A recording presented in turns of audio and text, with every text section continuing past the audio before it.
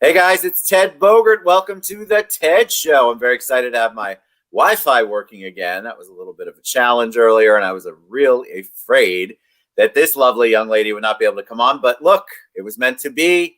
Happy Friday, TGIF. I hope everybody's having a great first full week in January 2021. So, of course, what better time to talk about optimal performance through fitness and nutrition with the one and only Monica Heiz. Hi, Monica. How are you today? Hey, Ted. I'm doing really well. Thank you so much for having me on. And yes, what a great time of year to be talking about optimal performance. It's what's when it's on everyone's minds, especially as a distraction to anything else that's going on in the world. But people are really usually very forceful in their what they want to accomplish and how they want to accomplish in January. They're going to start fresh. There's a whole renewing sense of everything. And so fitness and nutrition, me one of them, I'm trying to watch some of my nutrition and back off the Italian, oh God, all the good Italian food for a little bit. So, but you couldn't have come at a better time. So let's talk a little bit about that after we learn your journey. People want to know a little bit about Monica, kind of your journey on how you got to where you're at. Okay, well, I'm happy to share that. So, I actually grew up with a very healthy relationship with food as a child. My parents had always eaten healthy. My dad would eat an apple and a yogurt for lunch, and this was growing up as a little girl in the 70s. So, and I learned about supplementation from him as well.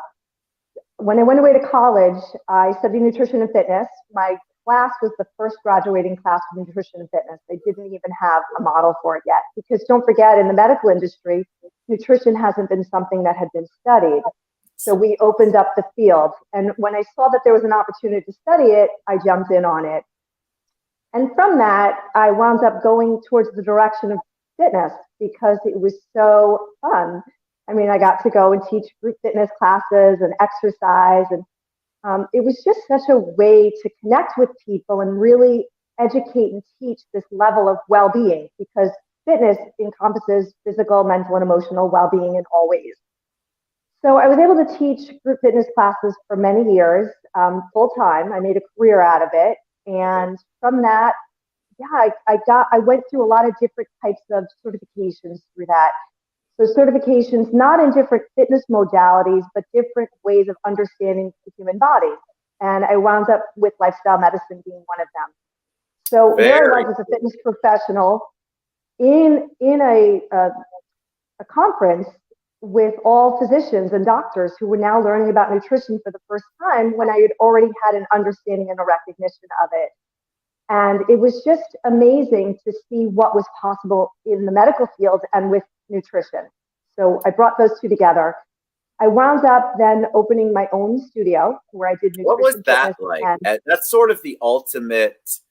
You do all of the training, you have all the clients, and then it seems to be like the ultimate next step, the giant step is having your own studio. What was that like for you? It was great because I was able to integrate all the parts together, exactly like you're talking about. And I was able to bring fitness, nutrition, and lifestyle together into an environment where people could implement and act on all of them. I used small group classes, so there weren't too many people or private clients. And so there was a lot of conversation around how to integrate and implement healthy lifestyle choices within their families and their homes. So it was amazing. I love the fact that, because a lot of times people will, fitness will become something that's routine for them. It's their stress reliever. They know they want to keep their bodies as healthy and young as they can. But most people don't take the direction of a career with it.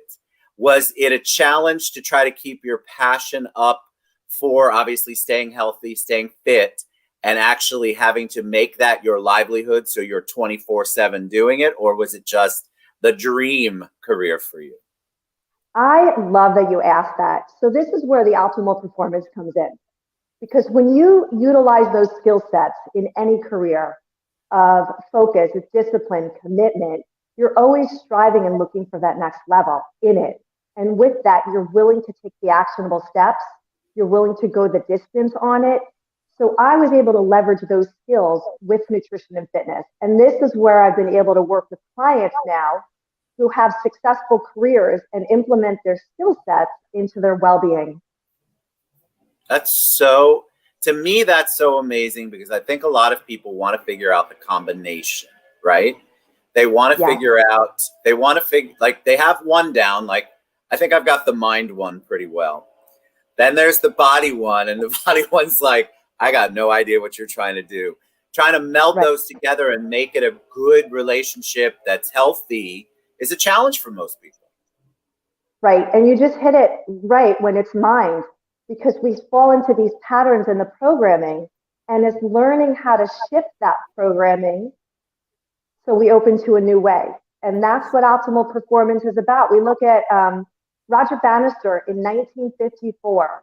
People said he couldn't run a 4-minute mile, and he proved them all wrong. It's a mindset, and he took the action steps. And so that's where optimal performance comes in, exactly what you're talking about. Love it. So what's a first step? You know, we ate a lot over the holidays. We're trying to figure out 2021 and praying and hoping for the best. And we want to get started on the right journey. But a lot of people make the mistake of either setting the goal too high, too fast, and then they have a failure feeling, or they don't even know where to get the right information on what to eat or how to exercise, or is it strength? Is it cardio? Do I use a trainer? Do I not? I mean, there's so many choices when you're not used to being in that, but you want to do something good for yourself. So what are some first couple of things that people really need to think about as they're beginning their journey on this? I love that you're asking that, because that's exactly where to start, to understand that there's so many different things out there. I think the first thing is to understand, make a clean choice and stick with that. Make it a non-negotiable.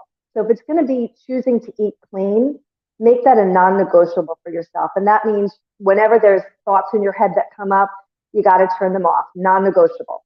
If it's going to be fitness and then you're going to commit to something, even if it's small actionable steps like going for a walk or making sure you get your weight training in or committing to a yoga class, you've got to be in it 100% to that one small actionable step. And once you find that you've created a pattern with it and great habits, rituals with it, try adding in something else. And I use the word try on that because you've got to be all in. It's not in or out. It's all in. And there is a simplicity with it. That's the thing.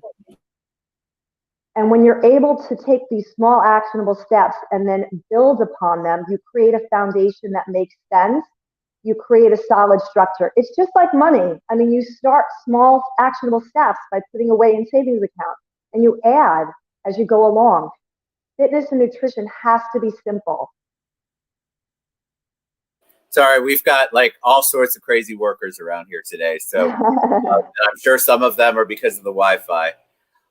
Yeah, I think that people need to take the steps. I think most of the people I've ever talked to, me included, you get this failure mode if you decide I'm going to have 500 calories a day. I'm going to do 750 sit-ups. I'm going to set all of these goals that I saw on some fitness show. And then I'm going to buy out the entire nutrition supplement aisle on any store I'm in. And all of that, somehow, I'm going to be happy at the end of the day and productive, and this is all going to work. So talk a little bit about setting the goals if you can, because I think people really do. They'll look at you and they don't realize there was a whole journey to get there. Right. People can't be you right off the bat. Right. I'm glad you just stated that too. Thank you. So you hit it so well again, is that we're so driven by the numbers and the data that's outside of us. When it comes to optimal performance, if you look at an athlete, they're not tracking their numbers and what they're doing. They're tracking on the way they're moving through things, their patterning, their programming, their productivity through it. And we start to learn that type of methodology with our thinking and our fitness, we have better accomplishments from within and without. And when it comes to the supplementation, as you talked about, there's so many different ways that people believe all these supplements need to be thrown in. There's a whole process that we're looking at now with our health and well-being and our health system, that proper nutritional support is important, but we've got to understand where it's coming from and how it's working for us. So when it comes to the results, it's an inner world experience. It's something that we have from within, our sense of accomplishment. It's not an outer world, here's the numbers I've hit. I agree. I think that if I went into a gym now, first of all, the first thing I'd look for is a bar. And then I'd be like, what am I doing in a gym? I wouldn't even know what machine to get on, what exercise to do, what's right nutritionally. And I think a lot of people approach all of their levels of the fitness that way. Well, I'm just going to go in. I don't need anybody to show me. I'm just going to take all these supplements because, I don't know, some movie star told me to do it. And there's just no logic behind it. You're just hoping that if you throw enough against the wall, you're going to be fit all of a sudden and healthy. And it's just not like that. Right, right. And again, when we use the medical system that we've been in to look at how it's gotten us to where we are, there hadn't been any type of support systems and structure for health through it. And so now we are backtracking and we are looking to figure out, as you said, through the chaos and the confusion, how do we now put health into this model? How do we go ahead and do that? And this is where lifestyle practitioners come into play, because they're understanding we got to get a baseline with your health and well-being through the proper nutrition and nutrients. Let's start there so that we release any inflammation and diseases and anything like that that are happening. And let's get you moving to the right fitness protocol so that we get you moving, whatever that looks like. Maybe it's yoga, maybe it's Pilates, maybe it's just stretching or meditation. Something that's going to settle your mind and your body to create an ease where you can make good decisions on your next steps with fitness.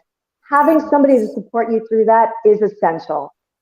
And it's not just any trainer at the gym, it's really understanding there are great providers and practitioners that are going to help you through it.